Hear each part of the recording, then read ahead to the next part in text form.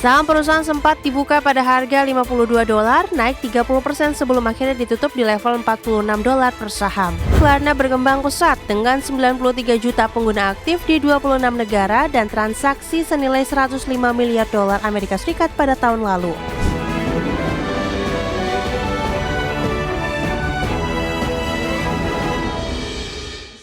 Saham Klarna melonjak di hari pertama perdagangan publik di Wall Street sehingga nilai pasar perusahaan mencapai lebih dari $19 miliar Amerika Serikat. Pencapaian ini menandai tonggak penting bagi perusahaan fintech asal Swedia yang dikenal dengan layanan pay later tersebut.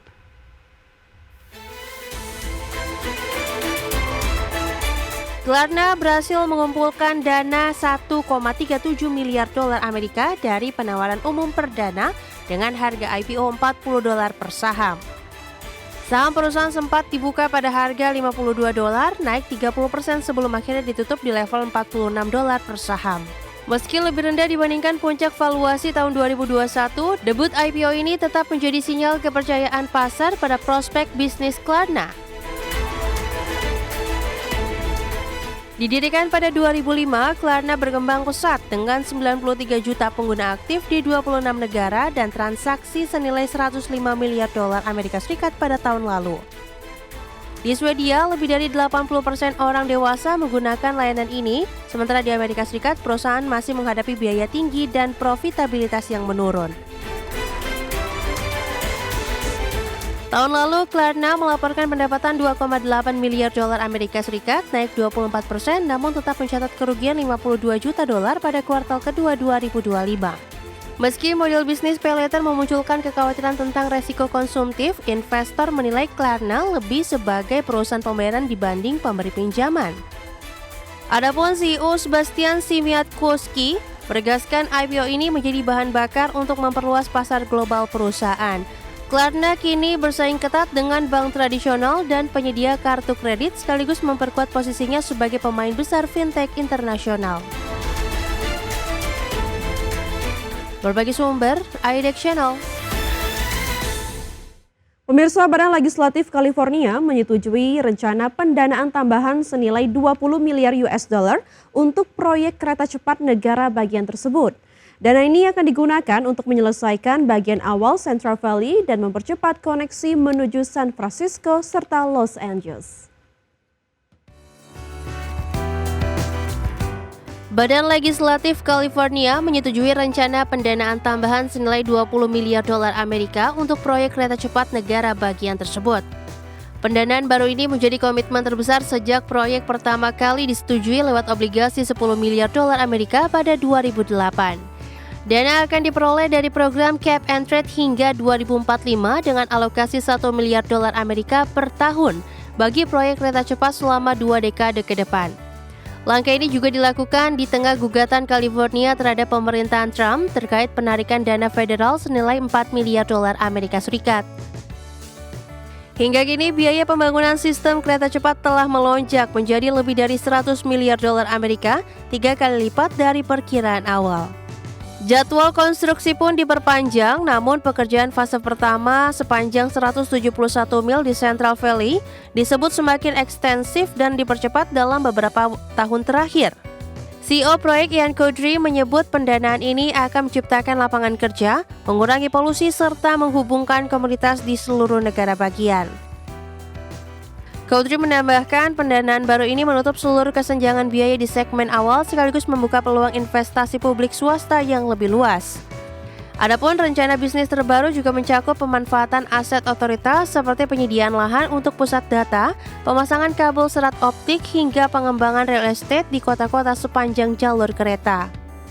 Strategi ini diharapkan dapat membantu menekan biaya sekaligus menghadirkan sumber pendapatan tambahan bagi keberlanjutan proyek. Berbagi sumber, IDEX Channel.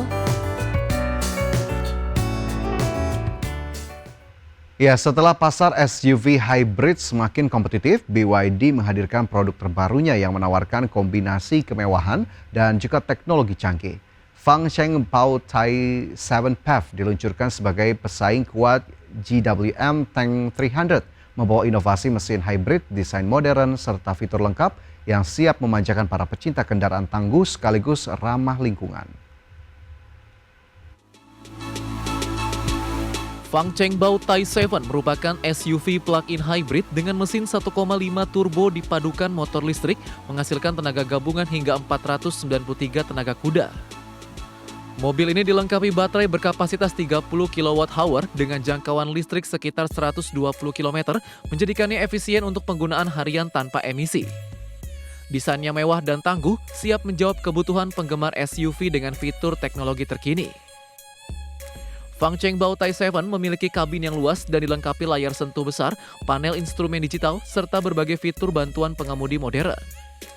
Sistem penggerak 4 roda memperkuat kemampuannya di berbagai medan off-road, menjadikan kendaraan ini cocok untuk petualangan sekaligus kenyamanan sehari-hari.